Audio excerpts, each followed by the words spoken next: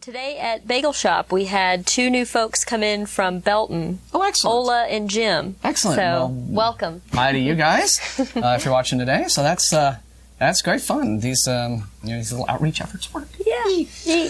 They're coming out of the woodwork. Our radio show, Non-Profits, which is hosted by Jeff D. and co-hosted by Vic Farrow and Mary here, plays every Saturday afternoon at 2 o'clock p.m. at the atheistnetwork.com website. You might say that we profit-latize. Actually, non-profit-latize. But anyway.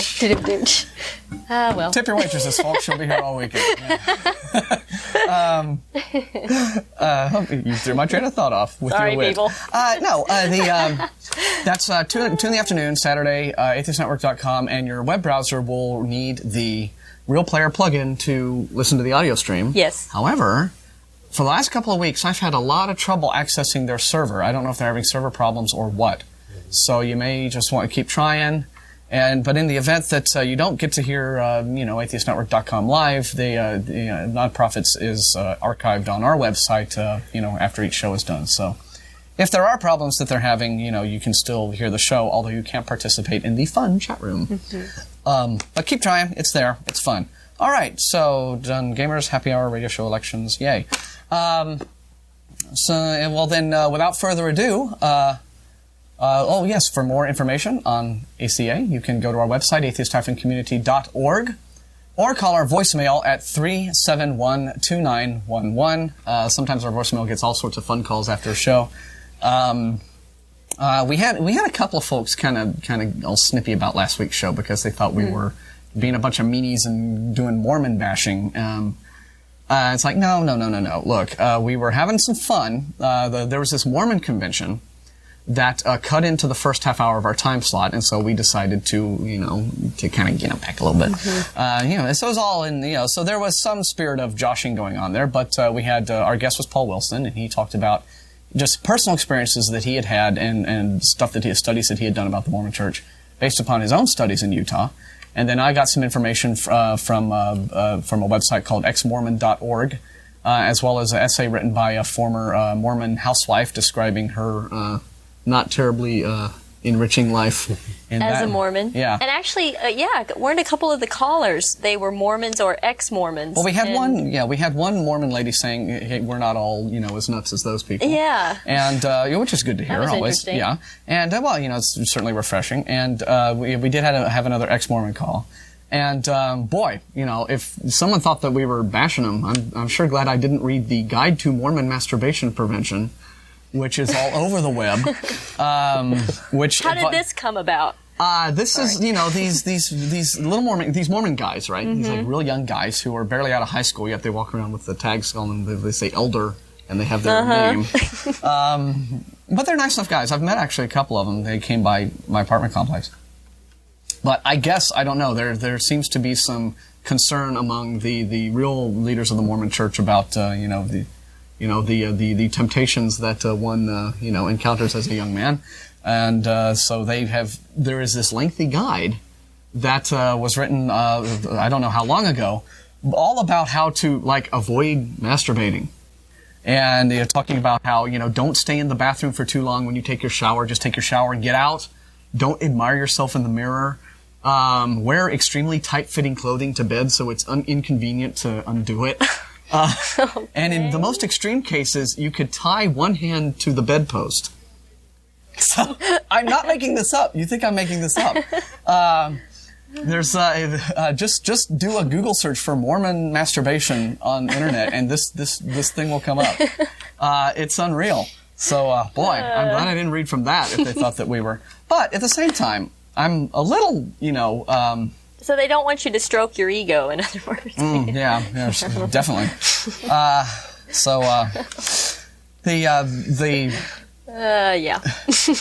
The charge that we're not here, the purpose of this show, we're not here just for 90 minutes every Saturday to Sunday to bash religion, okay? I mean, no. Our show, atheism as a philosophical position, is informed by religious criticism, okay, in a lot of ways. But, definitely, I respond to charges of, well, you guys are just bashing, by saying, pardon me a second. What is it that these religions say about non-believers? Okay. They say we're all going to be tortured for eternity, and that's a good thing. And is that fair? Well, I don't think so. well, to them it is. I know. They're like, God, do something. But, so as long as there is this belief system out there with this horribly misanthropic and hateful idea that it's acceptable to torture anybody for any length of time, for any purpose whatsoever, much less for all eternity just for not joining a particular fan club, okay, I see no reason not to bash a philosophy like that. I think it's terribly, it's not exactly life affirming. It's in the most extreme cases, I think it's blatantly evil to say something like that. But and I wouldn't go as far as to say all religious folks believe that non-believers will be tortured and burn in hell. No. But it's still the fact that's an ingredient at all, right? And that it is attractive to people. Yeah. Is, I just think, really distressing. Now, it only seems to me like the major monotheistic religions have this sort of idea of hellfire and torture for, non-adherents.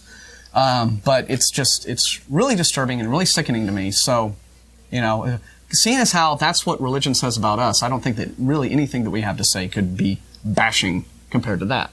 But still, we're not here to bash. We're here we offer criticisms. We try to explain why it is that we don't agree with prevailing religious beliefs, and, we're just not here going ranting and raving. Right. I like to think. And we're an outreach group to other atheists. That's what we are. Yay. And non-believers or freethinkers or however you want to label yourself. But then again, if I like to run a very fun show, right? Yeah. And if, we are cracking the occasional joke at the expense of religion, well, it shouldn't come as much of a surprise to people. I mean, we don't pretend that we're not who, We need Vanna White in here. Yeah, we're not atheists. So, what do you expect? Turn those letters. So anyway, I just wanted to clarify that last week's show, we weren't just bashing Mormons to bash Mormons. As with all of these religions, there's stuff that they don't, like to make very public and very obvious that, you're not really kind of supposed to know about. And Mormons aren't, of course, the only ones guilty of this, as Mary will now inform us when she goes into the news, correct? Right. What's happening in the world? In Mexico, some Mexican bishops say that they should not report child abuse to police. And they're saying that now? Yes. Okay. Even after the scandals from all over the world have come out, they're saying we don't need to report it. And they don't need to report it, or you shouldn't report it, is it bad for the church if you report it, or basically what's being said? And let me go ahead. This article, by the way, is from the Associated Press.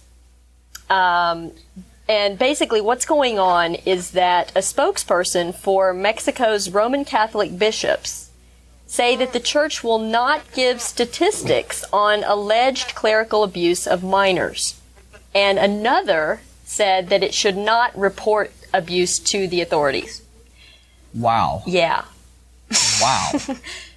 And, okay, first of all, we don't really have any... Wow. It would be nice right now to hear actually from some Catholic viewers, if there are any out there, to see why this is going on. But let me just go ahead and proceed with the story. Well, I don't know that there's that much of a mystery. These guys, these bishops and these clerics and these leaders in the church down there are afraid of, therefore, their positions of power. Okay? I mean, they're in positions of leadership in the community. They're concerned that this is now being threatened by all these allegations. Sure. There is this, and of course there is the snowballing effect of, all priests falling under now the cloak of suspicion just because of the pedophile priests. They're making the whole church look like this incredibly corrupt organization. And that's hard. Gasp. And so, they're concerned about this, and especially in a country, I know, like Central American countries, the church has a great deal of power over, there's not overt political power, but they exude a great deal of influence just among the population at large. So it seems to me that that's why that's going on. But please continue. All right.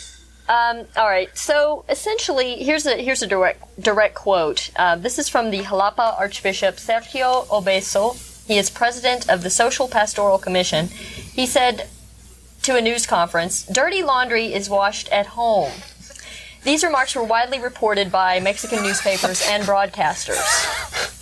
So essentially, what he has said is basically that, the Catholic Church is under no obligation to report these past instances of abuse.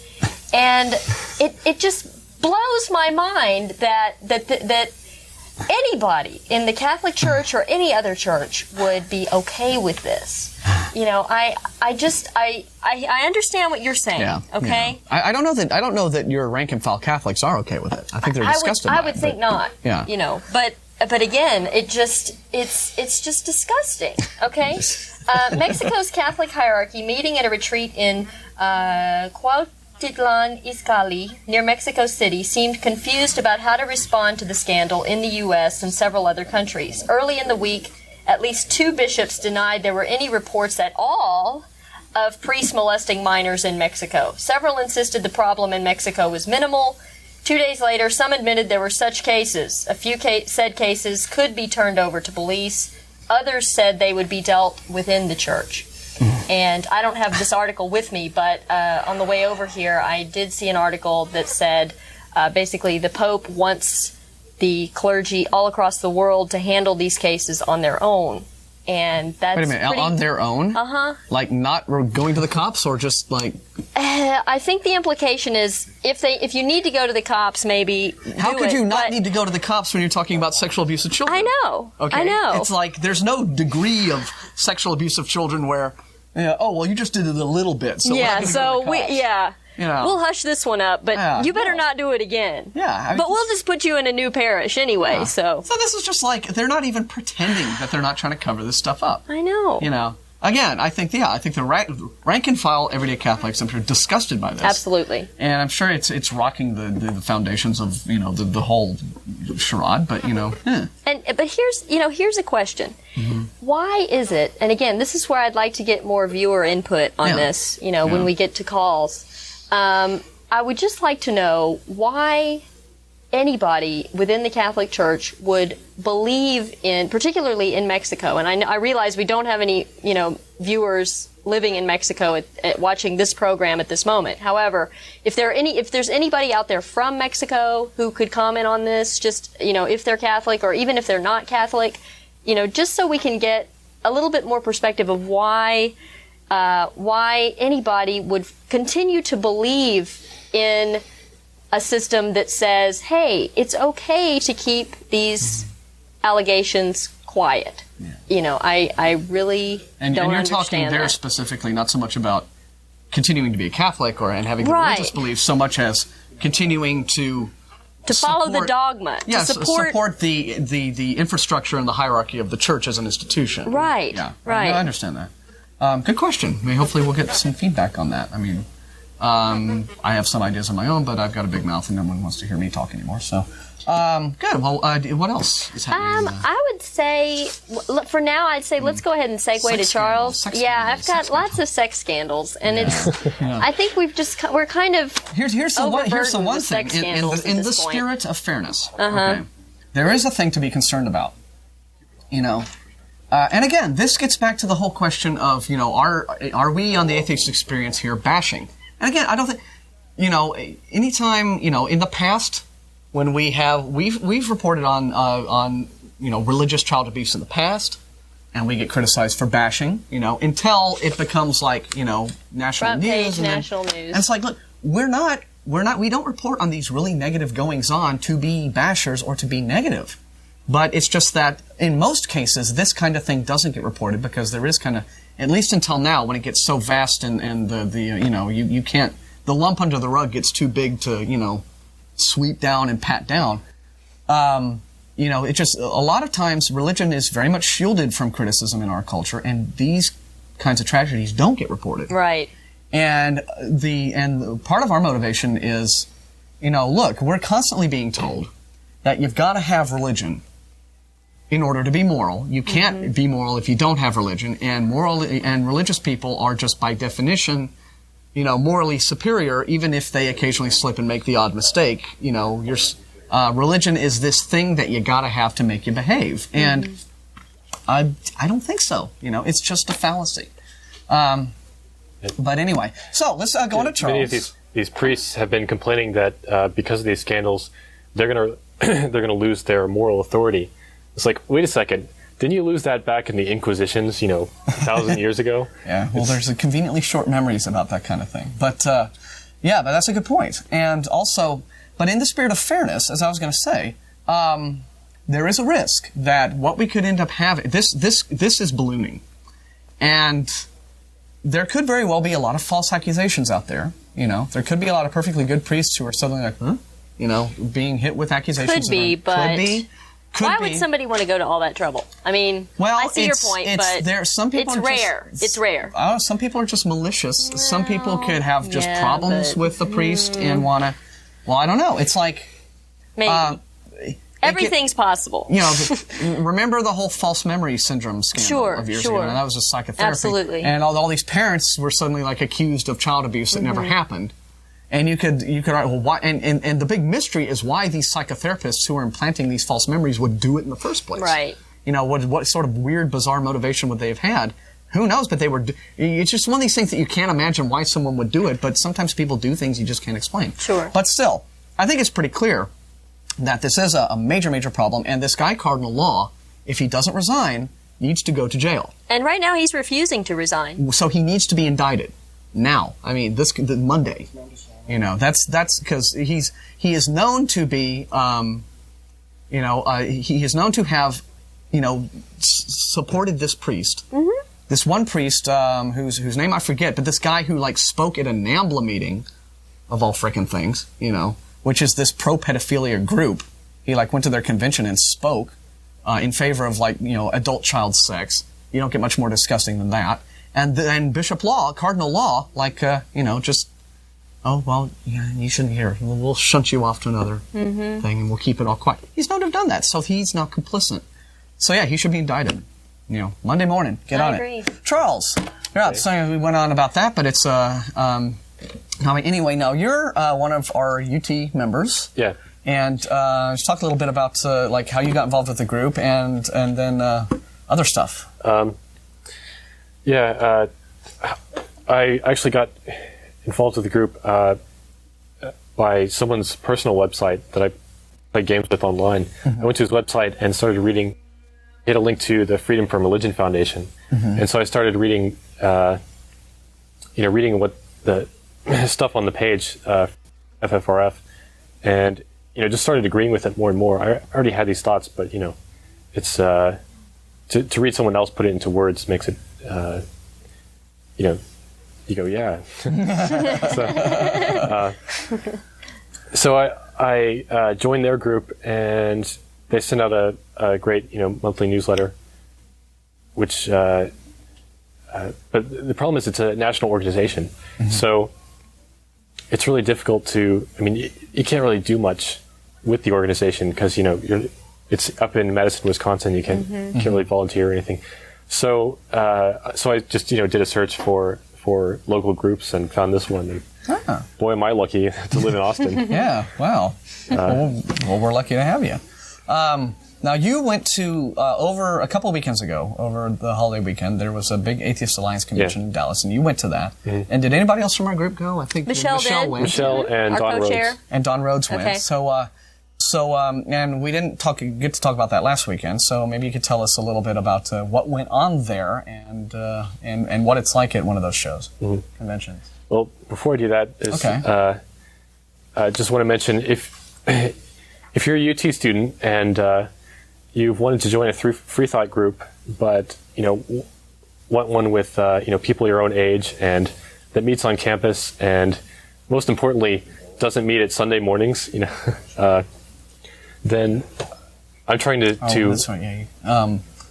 So you've been interested in getting a student atheist or free thought organization going, right? Yeah, I'd like to start one, and you really only need 3 people and $10. Oh, so, Nelly, hey, you can't, right. Can't say, can't do so. Sorry, it's a little. No prices. Yeah, you can't do that. And, although that was in generally how to just generally start up a student organizations period. But so sorry about that. Our bad. But you've kind of been interested in doing that. Have you talked to just any folks about it, or are you here today? I've met a couple of people, and they'll say they're interested, but then not email me or something. So Yeah. It's kind of difficult to get support when I'm sort of the only person right now. Yeah. I know many atheists in electrical engineering, but many of them are the type that just really don't care. I mean, it's just not a part of their life. Well, Ellen Johnson, who is president of American Atheists, she did an interview recently, and she said, well, trying to organize atheists is like trying to herd cats because we're all very independently minded, Right. and the way ACA started up as an organization was was simply as an opportunity for socializing. It just started out as and it's independent of American Atheists. Right. It was just a way for atheists to meet other atheists because in your day-to-day life, like you said, you don't, there's no real way to, nobody walks around with a big atheist tattoo. So, you don't really have ways to, identify each other. And, so ACA got its start as that kind of organization, just as a social group. And then within the confines of the social group, then the whole idea of like doing the TV show got going. The social group provided a way for those people who were interested in activism, because not everybody is, to to do stuff along those lines. So it would be nice, if UT students there was some sort of organization like that, just so that you can know who are the other atheists on campus and do I want to hang out with them. Well, I know plenty, but many of them are the type that when they see me reading something about ACA, they're like, why would you want an organization that's many of them think that just organized religion in general is what atheism is against, and so any kind of organization, they're just concerning religion, that they don't like that. Well, the reason is the reason that atheists ought to get together and pool their resources and and put their heads together, herd their cats, is because of this vast organization of Christianity and other religion, but mainly Christianity in this country, that because they are organized and because they are well financed and because they have politicians in their pocket, are trying to do things like get unconstitutional laws, promoting displays of religion in public spaces, having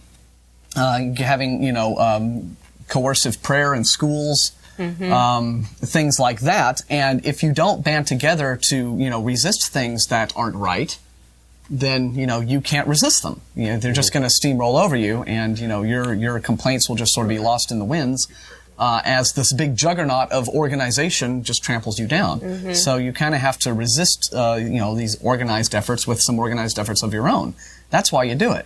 And it's only because of, existing, groups, whether it's American Atheists or ACA or Atheist Alliance or things like that, that there have been at all any kinds of successful challenges to, these unconstitutional, efforts to encroach on this wall of separation. Precisely. Yeah. So that's why we do it. But again, you're right. But atheists in general, being kind of independent-minded people, the whole idea of organizing does seem sort of antithetical to the independence in the first place. Right. And on more than one occasion, I've had Christian friends and atheist friends even say, well, why would you need a social outlet as an atheist? But it's true. I think you said it very eloquently when, people don't really realize, I don't think, how difficult it is to be an atheist in a largely Christian society. And, it's actually not that difficult at UT because no one cares and there are a lot of them. So. Yeah. And a perfect time maybe for a group. Well, although we can't do the call to action. So. Yeah. Yeah, I'm trying to avoid an imperative sentence here. But. Yeah, it's hard, but... but it's an interesting idea.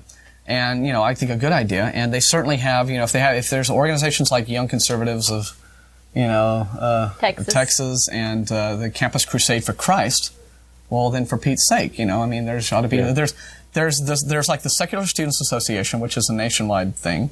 Student Alliance. Secular Student Alliance, thank you. And so that's why you do it. But again, talking about the whole social aspect of it, I have a great many, I have other friends, right? But it's nice. But the advantage of the friends that I've made within ACA is it's like, oh, now I have friends I can talk about this kind of stuff with. And whereas if I were with some of my other friends who aren't necessarily atheists, the minute I kind of bring that up, then they kind of get all weird about it. Yeah, to some degree or another. It's uncomfortable. Yeah, I'm very interested in sometimes. philosophy, and you can't really, you can't really speak about philosophy with people who are just have never really dealt with it before, and so to have a group where you not only talk about philosophy, but people have a similar viewpoint on it. It's very interesting, and but anyways, I'd like to start an organization. I haven't done it yet, but if you want to get in on it. Careful again. Yeah. Once again, we always got to be careful of our wording. Okay. Well, it's enough to say that you're interested in it. And then we haven't I haven't made any of the important decisions like a name or when and where to meet and how often and things like that. So yeah. But so you can get in on the ground floor if you want to join. And they should have my email address. Right. Well, if folks are interested in contacting you and discussing that sort of thing, they can do it, I guess, on their own. But that's probably, we've maybe pushed some limits more than we should have in general. So probably ought to stop now while we're ahead. Right. Anyway, well, we've got Here's my email address. Yeah. Well, good. Well, we're glad you're here, and I've, often thought that ACA could stand to have a lot more younger members, and if not ACA, well, then there ought to be a way for, again, young atheists to kind of, be able to, because when you're younger, right, and, you haven't really, when you're 18, you haven't had as many years to sort of like understand, the whole philosophical underpinnings of what, religion, or whether you're a believer or an unbeliever really is, so much as like a 40-year-old person. So it's an opportunity. This would be a great opportunity for young people to get together and just like talk, and just formulate ideas, which is always a good thing. And that's a lot of what college campus is all about, too, formulating ideas. Right. Oh, look, we have phone calls. Let's talk to Manda on one. Hello. Hey, welcome to Sunday, guys. Hey, man. Hey. How I just are ya? wanted to say, when the little kid in the Emperor's New Clothes points at the Emperor and says, the Emperor is naked, is he insulting the Emperor? Is he bashing on the Emperor? Of course he's not. Rhetorical question there, sorry. Well, my point is, that's what we try to limit ourselves to. We get grumpy because religion gets forced into our every bodily orifice. We have a president, former governor, saying wall schmall, not with his words, but with his actions. Yeah. With his appointments, and the literal words of those he has appointed has been wall of separation, wall schmall. Yeah, what wall? Yeah. And be tolerant. Yeah, That's another thing they're saying. What we as atheists do is we speak up. We need to speak up. We don't sit there defensively. When we get together at the bagel shop, we're not like a bunch of yaks in a circle with our butts together and our horns out trying to fend off those darn religious people. We have other things we do. Thank you for pointing out that we can talk about philosophy, Charles. That's where we have to go. As a community, we are a culture that goes back hundreds and thousands of years. We have our own perspective on things. We are different. We are a different flavor of human being than people who happen to be in different religions. And it disturbs me, it bothers me, it annoys me that people view religious leaders as counselors, and that those religious figures frequently insist on being seen as counselors. They're not qualified. They're not qualified as counselors for addictive behavior and sobriety. Yeah, this is what bewilders me, Manda, is that every time on like a lot of these talking head news shows, whenever there is some sort of question, whenever the topic of discussion has to do with some kind of moral or ethical situation, right? Like, is the war the right thing to do, or is bioengineering or biotech or anything that deals with an ethical question, they drag out some creep like Pat Robertson. Well, it's like, who the hell is he? I mean, what authority? Who is he as an authority except to like his own little group? He's on there because he has a very effective publicist who sells this idea that he is some sort of like morally upstanding figure, even though he's the guy who told the city of Orlando, Florida, that they would be hit by a meteor. Okay, if they sponsored this gay rights parade thing, I mean, it's ridiculous. These guys, a lot of these religious leaders, especially on like the religious right, the celebrity religious leaders like Robertson and Falwell, these guys are just like any other celebrities who make the talk show circuit. They have very effective publicists, you know, who capitalize on this whole preconception that religion is the way to being morally superior to everybody else. And they say, and here is our great pinnacle of that moral superiority, my client, whom you ought to have on your show as some sort of expert on subjects of morals. You know, I mean, I think they probably even used to have Jimmy Swaggart on shows like this until he had his whole little prostitution scandal blow up. But it's just extremely ridiculous. I don't think that it's because they have good agents. I think it's because we've got at least 6,000 years of theocracy. For about 200 years, we've kicked theocracy, and here it is, frickin' back again. Yeah. Now these folks. Well, it gives up its grip. It's not very eager to give its grip up. Well, the way to get rid of its grip is to remind people religious leaders are not qualified in psychology. They're not qualified in psychiatry. They won't know the difference between a bipolar disorder requiring medication because you've got some kind of genetic condition or a borderline personality disorder which comes because of trauma. They won't know what to do with trauma. They won't know how to so-called treat or help people. They're ignorant. And we see the same custom. It's not just Catholicism in Mexico or Catholicism in the United States or Catholicism in Europe. This is happening in Tibet. I mean, the reason that China is so nasty to the Dalai Lama's former regime is that when the Lama was in power, it was not a religion of, clipping flowers. These monks were in charge. They would go out and they would conscript farmers, and they would take little boys. And yes, there are little boys who historically were used as male sex partners for the monks. And the Chinese knew about this, and the Tibetan monks pretty much said, no, don't air our dirty laundry. We don't think abuse is right, but we're not going to let a government tell us what to do. And ironically, they were the government. China came in, kicked their butts. Well, yeah. I mean, that's... And, your of course, the Chinese commies aren't, great, good guys either, but, still. I think there's a lot of prejudice. I think that they don't know about those other people, and they assume the worst, and that's permitted them to interfere in someone else's culture. Yeah. Yeah, well, all very good points. Anybody else have anything to say? I guess not, but yeah, thank you for that comment, because I think, that really is an interesting historical parallel, to the story about what's going on in Mexico right now. It's not historical. This is happening in Tibet now. This is in National Geographic 2 months ago. Really? Oh, so they're having their own little Buddhist sex scandals, you're saying? Essentially, there was a fellow who wrote an autobiography saying that he was recruited under the Dalai Lama's entourage.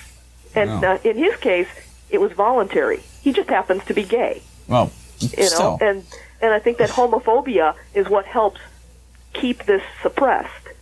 I mean, well, there's that. There has been some talk about in recent discussions about why this whole sort of scandal has blossomed and why it's taken place in the first place and all that sort of thing. And of course, homosexuality and pedophilia aren't even remotely the same thing, right? I mean, pedophilia is this crime and a disorder and a horrible thing.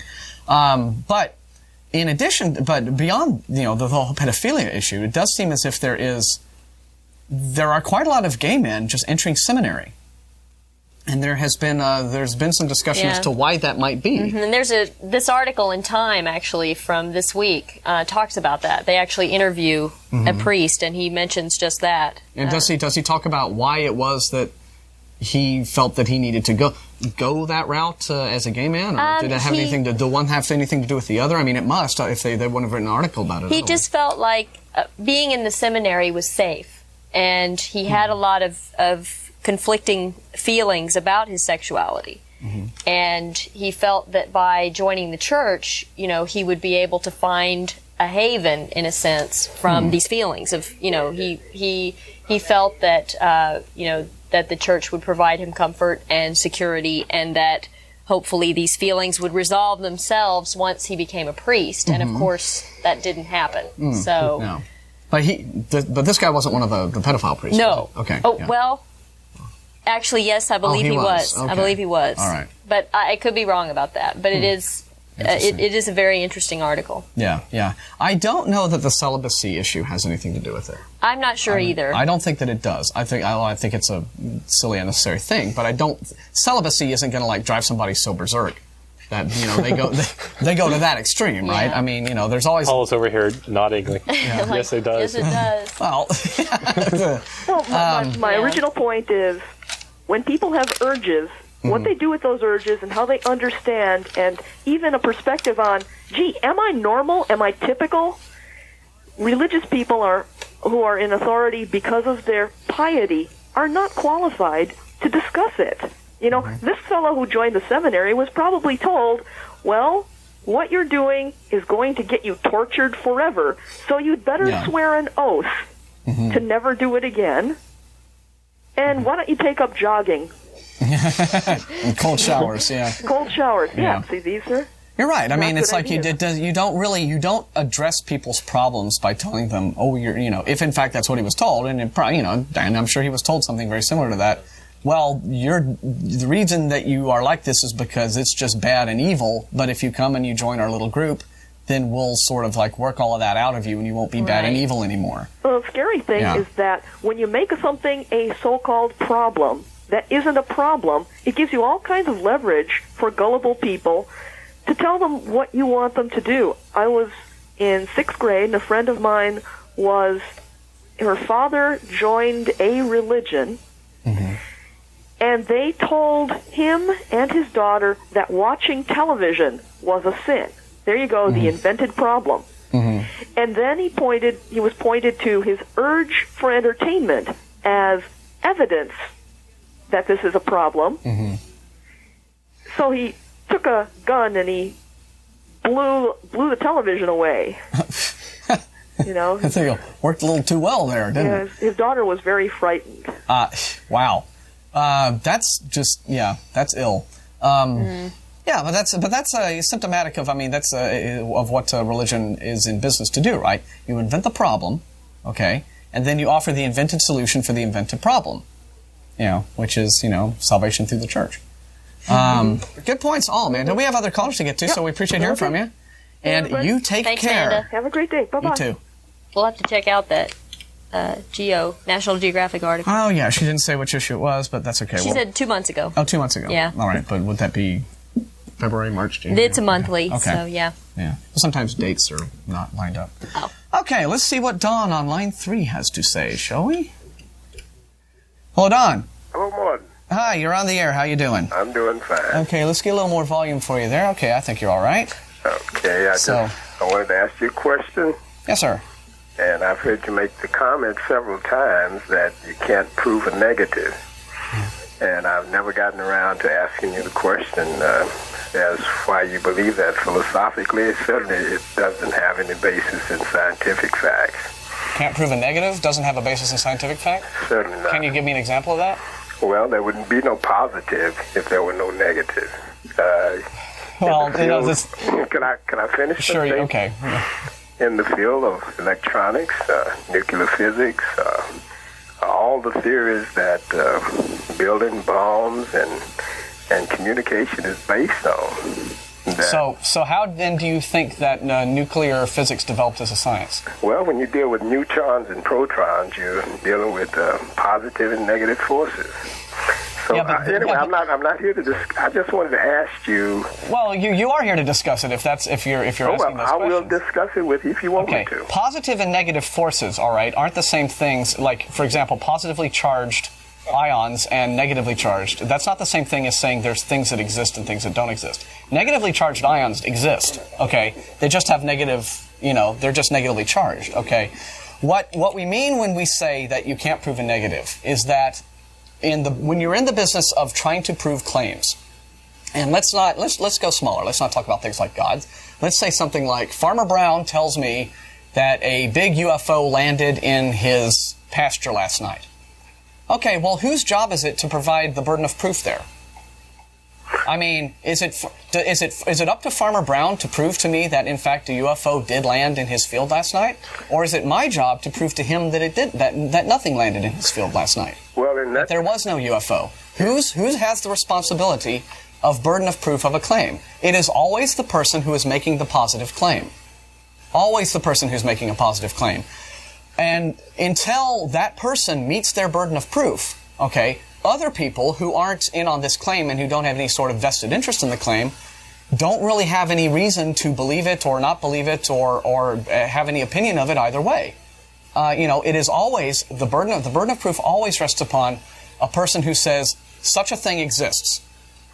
Okay, that's what is meant by that. Okay, you want me to comment, or you just want Please do, yeah. to leave it at that? I would agree that if Farmer Jones reported that a UFO landed in his field, that the truthfulness of that, it would either be true or false, and that if a person wanted to verify that, then there should be some evidence presented by Farmer Jones to prove that the UFO landed. And I believe that the burden of proof, as far as the Christian is concerned, that God exists, is apparent. The fact that you're there talking is proof of that. No, it's not to me. Well, not to you, but to some people who are rational and intelligent. Well, I'm not saying you're not rational or intelligent. Don, if you want to sit there and flatter yourself, that's not having a discussion. I'm sorry. I should not have said that. Right. I didn't mean to say that. No, you did. But here's the thing, Don. If you want to say, okay, well, I could just as easily say, the fact that we're sitting here and talking is proof that the universe was created by a giant invisible magic pink unicorn named Phil. And you could say, no, it isn't. And I'd say, sure it is. It is to me. Mm-hmm. You got to have more than that. Okay, we're sitting here talking. Well, what are the possibilities? Okay, here we are. You and I are here. I'm in the studio. You're at home on the phone. We're talking. There could be a number of explanations for that. One, it could be because a God put us here. Okay, that's one possible explanation. Two, it could be because there are natural forces at work in the universe, and over lengthy periods of time, those natural forces led to the creation of the development of the Milky Way galaxy and the development of the solar system and these planets that we're on and the atmosphere and the organic compounds in the atmosphere that led to life, that led to microbes, that led to whatever, that led to us. That could be another explanation. So you have to look at whatever, and then there could be a third explanation, or maybe a fourth or a fifth. We could all have been beamed here by UFOs. Okay, you have to look at what all your options are and say, all right, well, which of these is the more likely? Which of these does the evidence support? Okay, if you want to find additional evidence, in addition to the simple fact that we're sitting here, if you want to look at evidence if you want to draw the link between we're sitting here, ergo a God exists, you need a little more than that. And so that's what I'd be interested in hearing from you, if you have it. Okay. Historically, if you believe history, there was an individual who came to Earth named Jesus Christ. I'm not quite sure of that, but we'll go from there. Whose version of history? Whose version? Okay, well, let me give you one proof, and that is Josephus. You mean the fraudulent insertion in his writings? What's the Testimonium Flavinium, which is agreed upon by scholars to have been a forgery inserted into the document at a later date. So the forged passage is talking about Jesus. Okay. Yeah. So you say it's forged. What evidence do you have? Biblical scholars say it's forged. Okay, can I ask you a question? Okay. What proof do you have, other than somebody else's statement, that it was forged? Okay. It was done by a bishop who said it's okay to lie to further the gospel, basically. Yeah. Now, what proof do you have of that? Where is that recorded? Okay. Well, in his own writing. Whose writing? The bishop who did the forgery. Okay, so you can prove that a bishop forged Flavius Josephus. It's also, you can look at earlier people who quoted the work earlier, and they didn't use that quote, even though they were trying to talk about Jesus. So Flavius Josephus. Let's say that Josephus is authentic. Let's say he's authentic. Okay. Okay. Well, assuming he's authentic, but the consensus among biblical scholars is that passage in Josephus is not authentic. They could be wrong, but let's say he's authentic. Okay, so that's one passage that talks about a character named Christ, or a person named Jesus who is supposed to have come to this land. Okay, fine. So now, what corroborating evidence do we? What other texts do we have from that period that corroborate Josephus? We have the Bible. Okay. And what about independent texts? Independent texts? Yeah. What about? See, here's a problem with discussing the historicity of Jesus, is that there were writers at the time, people who documented the present day current events of that period of Judea, whose writings exist. We know who they were. And so you would expect to find, if Christ is the sort of person he was depicted to be in the Gospels, which is a very popular man whom everybody knew, who traveled around, he did his miracles, he was very widely known. There are no secular documents from that period in Judea that talk about this person, and that's very published. What about Nero? Can I make a statement? It was made up. What? Wait a minute. The whole story about Nero. I want you guys to keep talking because it's very important when you make those comments. What about the fact that Nero, there were Christians that exist during that period? Well, nobody's denying that Christians existed. Wait a minute. Yeah. There were Christians that existed during that period. Sure. Who claim that in this early 3rd century, the 1st century, from the time that supposedly this Christ that you say did not exist. I didn't say that. I said that the evidence is very shaky on it. Okay. Well, you have not said that he did not exist. That's right. But you said that the evidence is shaky. I'm saying that apart from the Bible, we don't have any reliable, independent, secular historical sources. That is not true. The fact that the Christians existed from the time that it was claimed that Christ existed. Yeah, but no one's denying. Which later Caesar took these people, and we know the accounts of Nero and historical documents. Do you admit that Nero lived? That the Caesars lived? Well, we know that the Neros and the Caesars lived because we have numerous. How do you know that? Because we have numerous independent historical sources that corroborate one another, that confirm these men and their reigns. Can I get in here a second? Sure. Yeah. Don, I'm assuming that, and I could be wrong, but I'm assuming that you believe that Jesus was the Son of God. Is that right? I definitely believe that. Okay. Well, the question I have for you is, Islam teaches that Jesus was a prophet, that he was not the Son of God. So I realize that you don't believe in Islam. You believe in Christianity. But how can you say that Islam is wrong and Christianity is correct? Because the fact is we really don't have any hard evidence either way. Well, how do you have any evidence that Islam is right? And first, that's another corroborating document, whether or not they accept the fact that Christ exists or not. As Martin would allege, there's no other document that says anything about this Christ, and yet you mention one document that alleges, as Martin would say, probably, that Christ did exist, that he was a good man, that he was a prophet. Yeah. So you have a problem on your hand right there. Either you accept... well, can I tell you what I think? I mean, I think that there's a very good likelihood, that there was some sort of messianic figure, whether it was Jesus himself or not, who was was the model or was in fact the person who the gospel writers wrote about, whoever they were.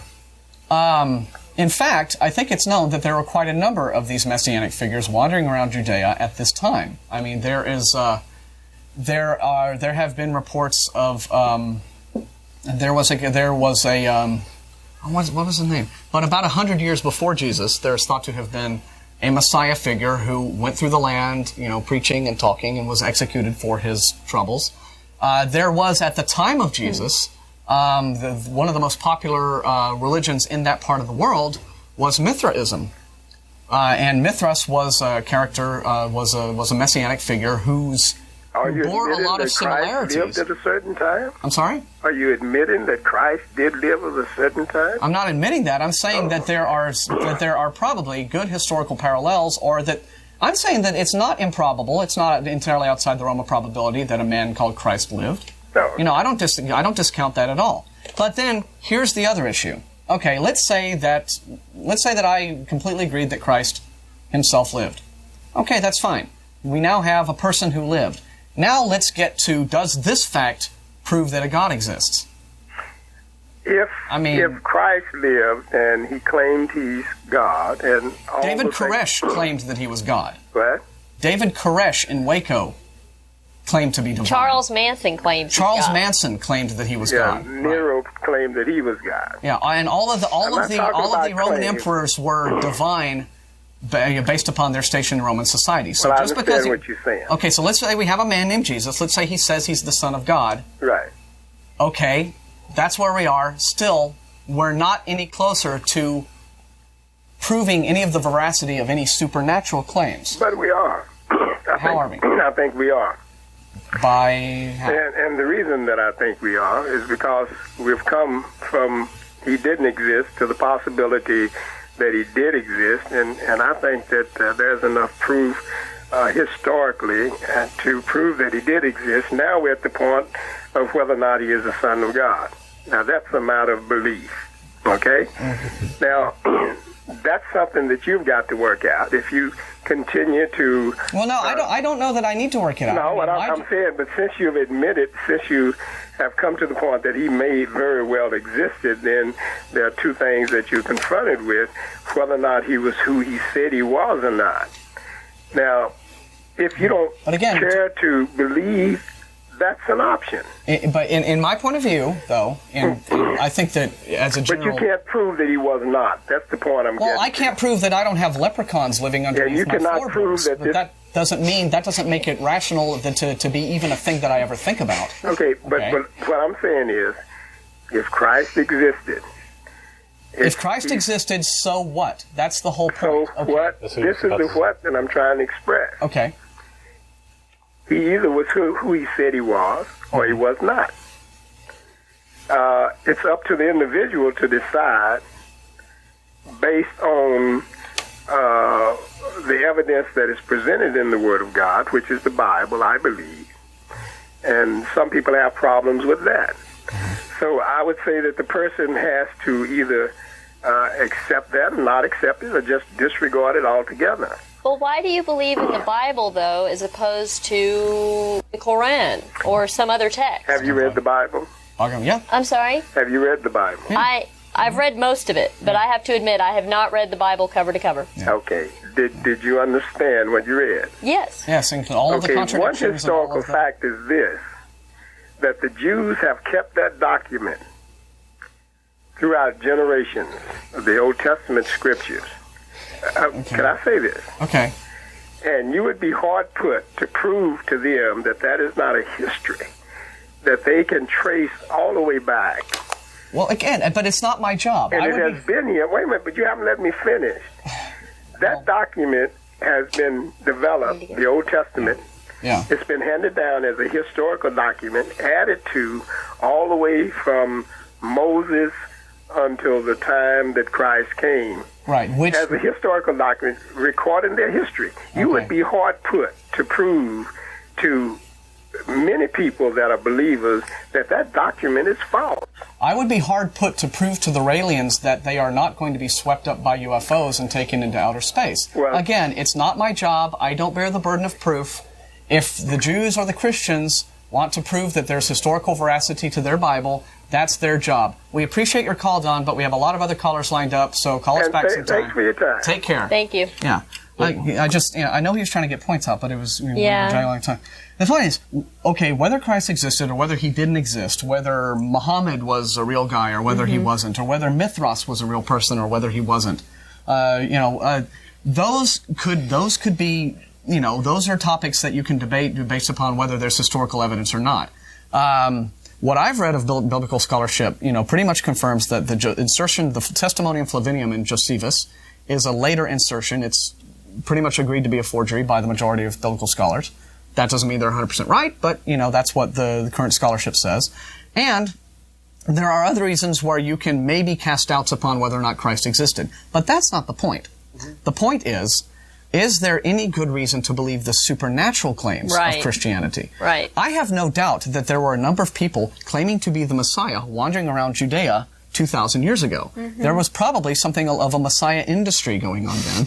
They were all waiting for their Messiah. They had all of their Old Testament prophecies, promising this great warlord who would free them, which is why, like Isaiah chapter 7, is not, a prophecy of Christ, and all of these Old Testament prophecies that, Christians think they see this pointed to Jesus. But still, with all of these were well known. I mean, and they were preached by the, the elders of the early Jews. So, it would not surprise me if there were, in fact, a man, whether his name was Jesus or Yeshua or Fred, or Murray, or Aloysius wandering around Judea saying, I'm the Son of God, please come to me and I will heal you. That's not the point. The point is, are the supernatural claims valid just because an event may or may not have occurred? Okay. Anyway, we're going to go to caller 2, who's been waiting for a long time. James? Yes. How are you? Sorry I keep you waiting for so long. It's okay. It's good to talk to you. Yes. I've called before, and I don't know if you remember me. I've talked with you and with David. Yes, I do remember you. How are you doing? I'm doing very well, thank you. Good. I called to talk about, we talked, last time we talked, I guess it was like, three weeks ago. It was about the separation of church and state issue. And actually, since then, I have actually written an article about that subject in the Daily Texan. I am a writer for the Daily Texan, an opinion writer. Okay. And so after we're done here, I can definitely email that to you if you're interested in reading it. But just the basic premise that I set up is I really try to frame the debate in the way I see that this debate should be framed. And this is basically what it is that a religion, the definition of a religion, is a system of beliefs. Okay, I think I've actually read this piece. In the Daily Texan? Yeah, I did. I read it Daily Texan online. Both of us actually wrote replies to the firing line. You did? Yeah, we wrote firing line letters, but ours didn't get in. I think only one got in. Doug Keller. Yeah, Doug Keller wrote a reply. I remember that one very well. Yeah. Do you remember how he ended that email? I don't remember specifically. Oh, he basically called my piece a big pile of garbage. Well, here's the point, though. I think a religion is a little more than a system of beliefs. As the definition of religion, as I understand it, is that it involves, if it's just a system of beliefs, right? Then you could have an NSYNC fan club. We all believe that NSYNC is the greatest band in the universe. That's suddenly a religion. It's more than that. I mean, I think that definition of religion, as I've read it, and I have this weird habit of consulting dictionaries when I don't know what something means, and it talks about a practice of either worship or veneration of either a god or a deity or a spiritual leader. Well, I would say that it doesn't necessarily have to involve a belief in God, because obviously you and your group, atheists in general have beliefs that they hold to very fervently, which is a good thing. Everyone should have beliefs. Like what? Well, everybody has different things. I mean, atheism. We're all atheists because we don't believe in God. But in our group, we've got conservatives, we've got liberals, we've got libertarians, we've got all manner of different. I have vegetarians, we have people who love cheeseburgers. It's all different. And I'm sure that among Christians and among Buddhists, there's dissent among them as well as to different interpretations of different things. Sure. But do you remember the point I made in the article that it is true that when you have a symbol or a quote on public property that conveys beliefs, religious beliefs, and such as the Ten Commandments, that is absolutely true. And not everyone believes in that religion or religions. But like I said in the article, I believe that it is impossible for the government to be religiously neutral in the way that many people advocate, because we're going to basically have to have no symbols in the public sector, which is a symbol of itself. Well, it's not. We can have all the symbols we like. I mean, the American flag's a symbol, right? And that's as long as the symbol. See, religious symbols are distinct from secular symbols in that A secular symbol, I think, conveys more of an idea or a concept. Like, for example, the American flag, we like to think that it represents our great freedoms and our nation and the opportunities that our nation brings and what have you. But there's nothing there that is specifically, metaphysical or supernatural or talks about a god or a deity or some sort of being who pretty much, is the kind of thing that, is the purview of faith, right?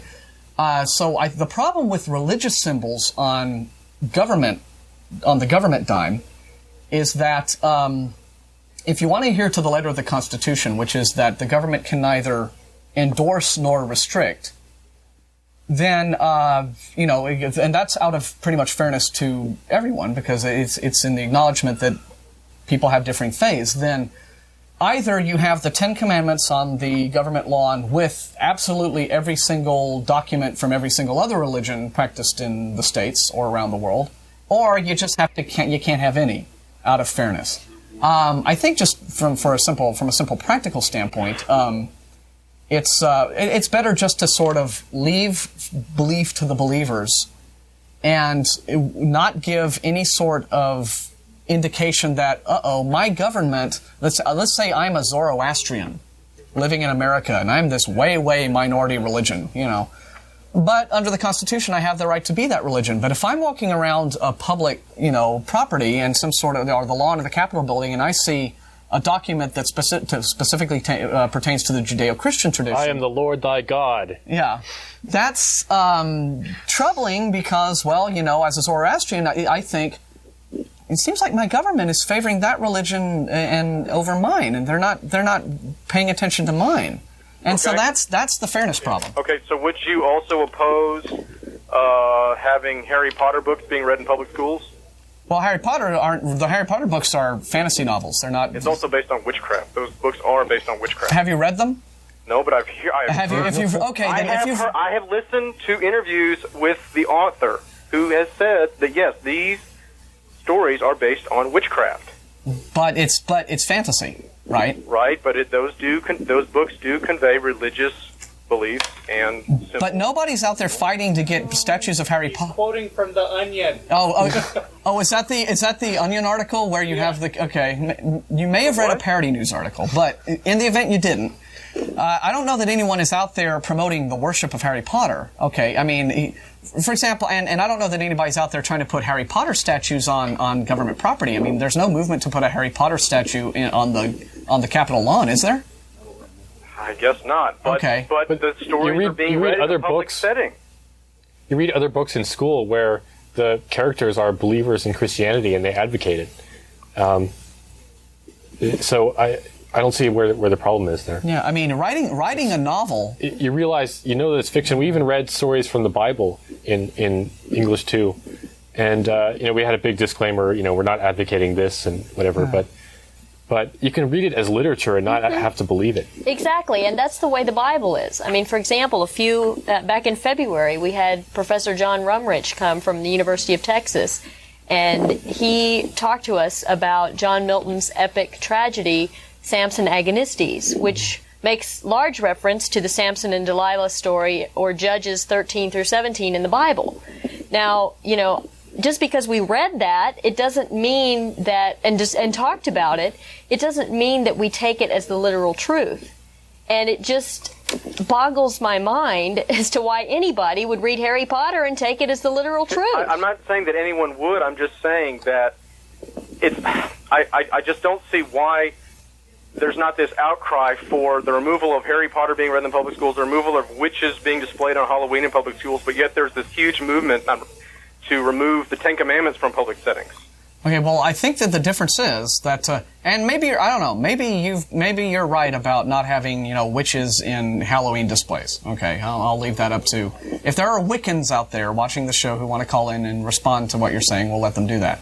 But again, the Harry Potter books they're read as fiction, they're fantasy novels, and they're not read by the people who read them in the same sense that the Bible is read, which is, the Bible is read by Christians as being not a novel. The Bible to Christians is a book of fact, not fiction, and it's also the holy book of their religion.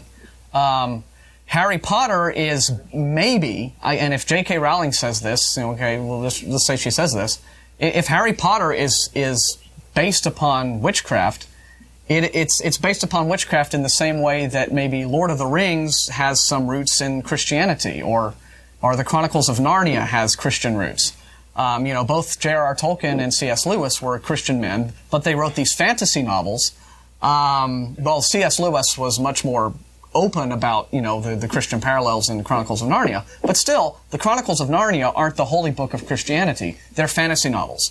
Okay. The Bible is the holy book of Christianity. Okay. So that's the difference. Harry Potter. You would oppose the reading of a Bible story in a public setting, in a public school? I don't oppose it in if you had a class on comparative religions, if you had a class on humanities, and the Bible was relevant to that discussion, and it's like, okay, now let's talk about this book in the Bible and see what it has to say about the people living at that time, and now let's compare and contrast it to passages in the Talmud or the Quran. No, I think that would be a great class. In fact, I think that if a class in either anthropology or comparative religions would be very interesting to take. I never took one myself. I kind of regret that I didn't. But so yeah, in that context, I wouldn't have a problem with it if it were an educational context and not proselytizing. Okay. Well, I just challenge you to really reanalyze your position on what separation of church and state means. And I know where that quote comes from. It comes from a letter that Thomas Jefferson wrote, of course, right? Yeah, the Danbury I assume Baptist. you've read it, right? Mm-hmm. Yeah, got it right here. And I analyze that letter actually in my article, and nowhere in the article nowhere in the letter does he advocate religious neutrality in having the government be neutral in matters of religion. All he's saying is that that the government should stay out of our personal lives and allow us to be free religiously. But that implies neutrality on the part of the government. Right. If the government isn't interfering with you, then they're being neutral. Exactly. Right, and if there's... Go ahead. If there's a Ten Commandments monument at the Capitol, which there is here in Texas... With 11 commandments on it. If that exists, you can't say that that's neutral. Because again, in order to have neutrality, you would have to have monuments for all religions, and you would also have to have a secular monument. But that doesn't exist. Right, but I would say that it is impossible for the government to be religiously neutral in the way that y'all are advocating, because the government does have to take moral stances, and the government does have to advocate certain religious principles, such as thou shalt not murder. Well, I don't know if that's so much a religious principle as you can have an ethical. That's a common sense principle. Yeah, I mean that's an ethical principle, and as well as a moral one. But here's my take on that. Because I think we've already determined that religion and morality aren't synonyms. I mean there are very many ways in which secular morality can have a basis. But the point is, the reason our laws take stands against things like murder or robbery or thievery is not just because a religion says, hey, it's wrong to do this, don't do it. I mean, those particular actions are actions that have very concrete, observable consequences. And, like Mary said, it's common sense. You murder somebody, they end up dead. That's not a good thing. Maybe we should make laws against that. I don't know that that's necessarily a religious principle so much as it's just, a sound way to be. If we allowed murder, if we allowed just anybody to go out and murder anybody they felt like for whatever reason, we'd all be dead. So there wouldn't be a society for there to even have laws in. So there are a great many practical reasons why you can have, our laws are what they are. But in closing, and okay, I'll let you speak one more time before we let you go, because we've been 15 minutes already and we have some other callers. But I've given a lot of thought to this topic because of your calling, and we've had other callers calling, talking about like religion and morality, or no religion and vice versa. And it seems to me, again, we're not really discussing what the key issue is, which is, are the supernatural claims of religion true? Now, I don't happen to think they are, but let's say that even if I were willing to accept that religion is the source of morality, well, in my opinion, men concocted religion. Okay, religion was an institution created by people. So even if I were to concede that moral precepts are things that religion brought to human society, you're still saying religion came from us, So we're not really, the whole religion and morality question doesn't really deal with the topic of does a God, is a God or a supernatural deity at the root of all of it. That's the key. Anyway, think about that. Call us again sometime. Okay. We gotta let you go, but we'll talk maybe next week about that one. Okay? You take care. You take care, James. All right. Yeah. We're having some lengthy calls today. We'll go to Jeff on line 3 and see what he has to say. And of course, we're here every Sunday from 4:30 to 6. So please feel free to call us back at any time. Jeff. Hi, guys. And thanks for waiting a million years. Oh, that's all right. I can't promise that my call is not going to be lengthy. Well, that's okay. Let me try to get through my points as quickly as I can. First, going back to your first caller. Don. Don, Yeah. thank you. Mary mentioned that the Muslims called Jesus a prophet, and Don seized upon that as if that was evidence that Jesus existed.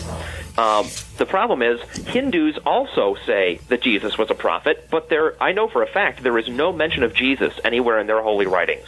They don't call Jesus a prophet because they have some independent verification that he existed. They call Jesus a prophet because they got to live in a world where there's Christians, and they're trying to reconcile their religion with Christianity. And maybe somebody out there who knows more about the Muslim religion than me can fill us in on whether Jesus is even mentioned. I have no idea. I'm working my way through the Quran slowly. So maybe I'll have an answer for you on that. Okay. Then moving on to James. James, of course, is entitled to his opinion column, but the courts have spoken on the subject of Ten Commandments monuments on public land. They don't belong, and they're coming down. Yeah. All right? So all this argument is, kind of beside the point. It's academic. Yeah. But since the subject came up, atheism is not a religion. If atheism is a religion, then bald is a hair color. No, you're right. Okay? That's true. I don't think he said that. Yeah, but that is his argument, right? He's saying that the lack of religious symbols on public land is itself a religious symbol, and that argument does not fly unless you're asserting that atheism is simply the lack of any overt religious symbolism.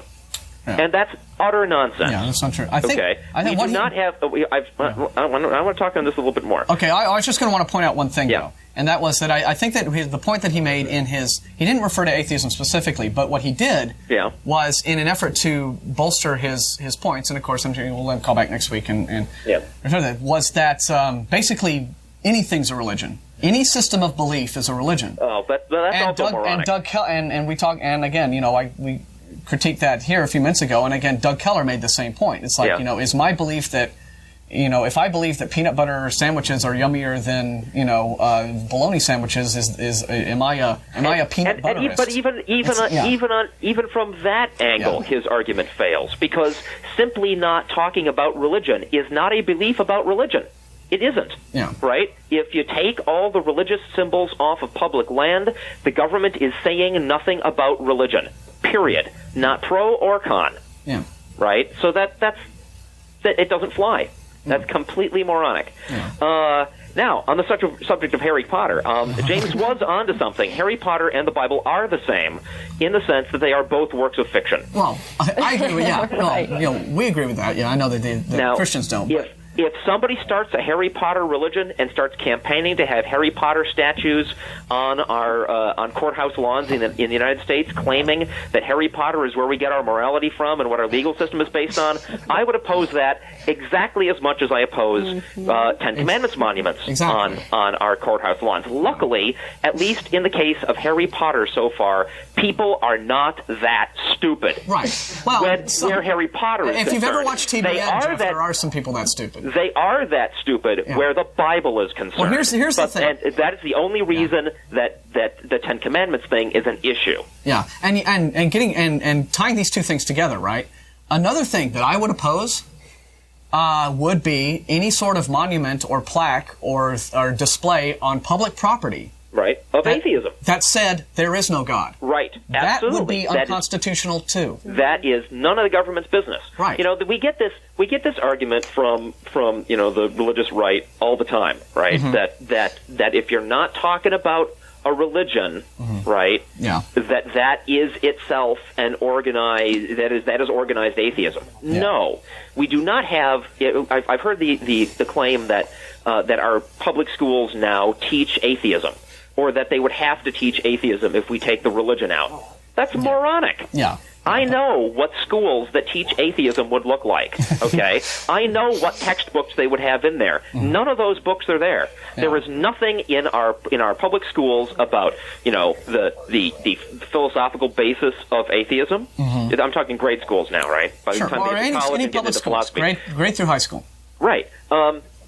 There's nothing there about the teachings of Bertrand Russell. We don't read atheist fiction. There is nothing in our public schools to teach kids about what atheism is all about. I kind of wish there were, but if there were, then we'd have to teach them about everything. And I certainly agree the government can't be neutral once it sticks its toe into the water. Yeah. Now, what about a comparative religions class in which atheism was discussed as well as other religions? In an anthropological context. I understand the concept. Again, it seems to me there's going to be religions that would have to be excluded simply for practical purposes, and at that point, again, if we just teach the top 5 religious viewpoints, well, what about number 6? Yeah. There may be only a few thousand people in the United States that believe that way, but why are we then?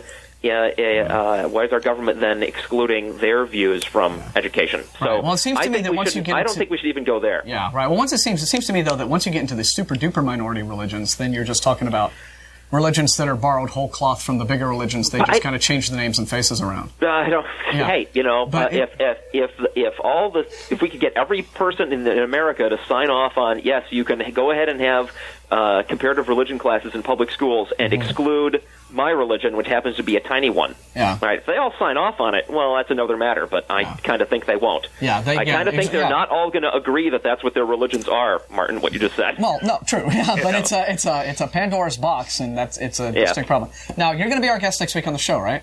Yeah, cool. Okay. Cool. We have a caller now that I need to get to because she's long distance. We appreciate hearing from you. Great. I want to know if you got the email, and talk about this next week on the show, about the godandscience.org website. Yes, I did. And because I've started writing some critiques of what's on there, and maybe we can talk a little bit about the nonsense they have. I suppose. I think that'd be a whole bunch of time wasted for nothing. Well, but still, it's an amusing example. We'll talk about it. Yeah, we'll talk about it later. All right. Bye, Jeff. Bye. Okay. Now, really quickly before we go, well, no, we should do this now and then go to the next. No. We have Vivian on line 2. You're on the air, Vivian. Hi, how you doing? Just fine. Just fine. Is this Vivian in Palestine? Yes, it is. Vivian Harriman in Palestine. How you doing? Real good. Real good. Well, we just so happen to be talking about this religion in the schools thing. Okay. So give us now. Give our viewers a little bit of background on who you are and why we know you and what's up. Okay. On October 18th of last year, my daughter was forced to listen to a prayer staged by State Senator Staples, School Superintendent Jerry Mayo, and Governor Perry. The event was held in the gymnasium at the Palestine Middle School, and a Baptist minister had been personally selected by Senator Staples to broadcast the prayer over the captive children. So along with my daughter, every other school child attending that day was forced to participate in the assembly. Anyway, I was pretty upset at this. As a matter of fact, and then later on, the senator asked, well, what's the big difference between state legislatures opening their sessions with voluntary prayer and a, quote, voluntary, unquote, prayer in school? But this was not a voluntary invocation. Attendance for the event was compulsory for every child. When the gymnasium became full, they literally locked the doors. Locked the doors? Pardon? Locked the doors. They locked the doors, which also violates fire codes, by the way. That's what I was about to say. Yeah, that was not too cool. And they said they had done it because the room had filled up, and there was no more room for anyone else, so they just shut the doors and locked them. That's what they. That's what I was bothered told. to put somebody outside or put a sign saying full. Yeah, I can barely hear you. Let me try to get the volume up on my phone. Okay, yeah. right. Well, so now was it? Now participation in the assembly was compulsory. Was participation in the prayer compulsory? No, but I mean, the child, but it's enough that the participation in the assembly was compulsory. It was compulsory. Okay. So the children were forced there to listen Okay. to the prayer. See, legislatures actually have the option of getting up and leaving if they feel uncomfortable, pressured, or oppressed by what's going on. You know, Yeah. legislatures are adults. They're who are given and are aware that they have a choice. These children were told to keep their places, so they didn't. I don't think many of them realized they had the option not to pray. As a matter of fact, to the best of my knowledge, there's only, besides my daughter, there was one other gal who is a Jehovah's Witness. This is grossly against their religion. They were the only two that did not put their heads down, and I know some of those children were Jewish.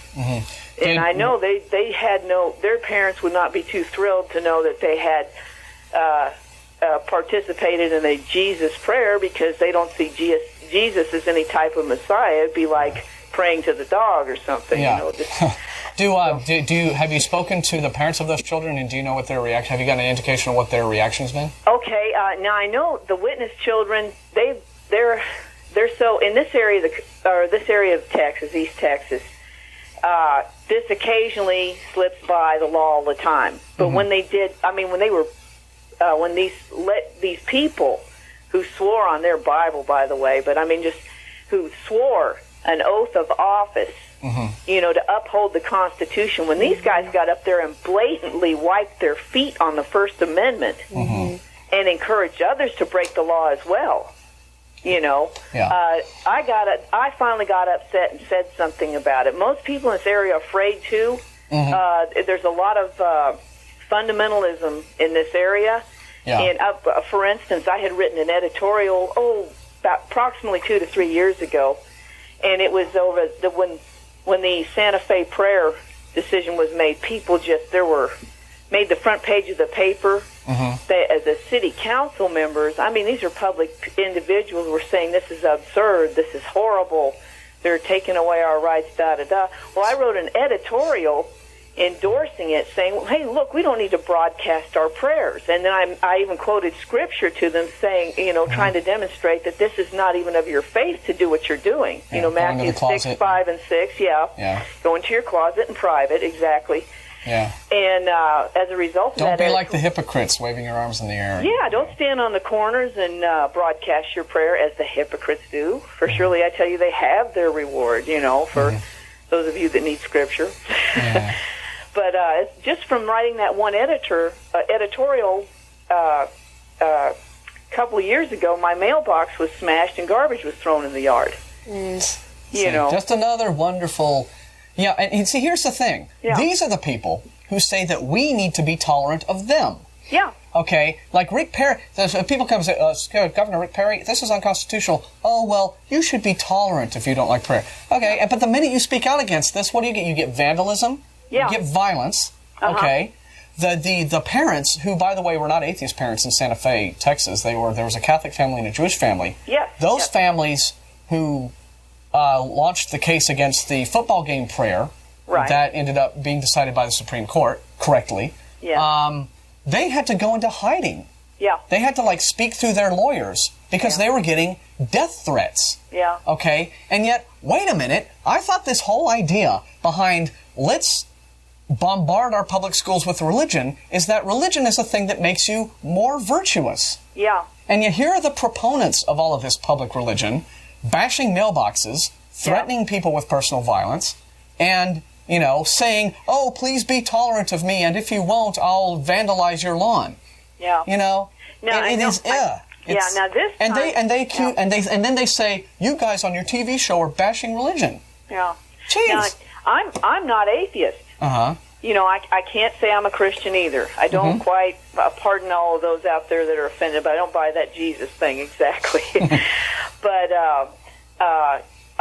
it's in this last time. Now, I'm not sure this is related to my political activity. It may very well be. But I did have somebody throw some large object at the front of my car down a country road heading to my mother's house just outside of Palestine. Yeah, well. But I don't know that that's related to it. Now, the mailbox and the garbage, definitely, Yeah. Well, it probably was. Whoever you probably were, I don't know whether or not you still are, you probably were, being watched for you. You're probably being stalked by some people. Oh, I've had. I know I've had them check. People are checking to see what I do wrong. I'm hard to make a bad example of. I think I'm not perfect. I'm not going to say I'm perfect. I don't think anyone on this planet is.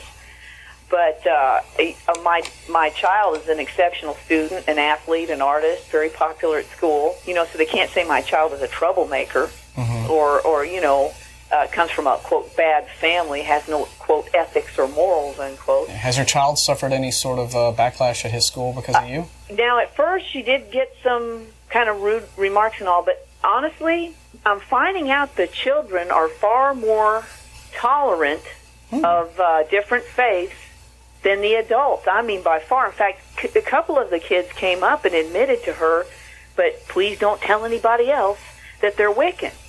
And they wouldn't want anyone else in the community to know it. And a lot of children have voiced support for me, for our stand. That's great. Very interesting. I found, and a lot of these children, they're of every faith. And of course, the majority of them have fundamentalist parents, but, are afraid probably to mention their stand to their mother or father. Yeah. Saying, I really don't think this is necessary. You've raised me in a way I believe, Yeah.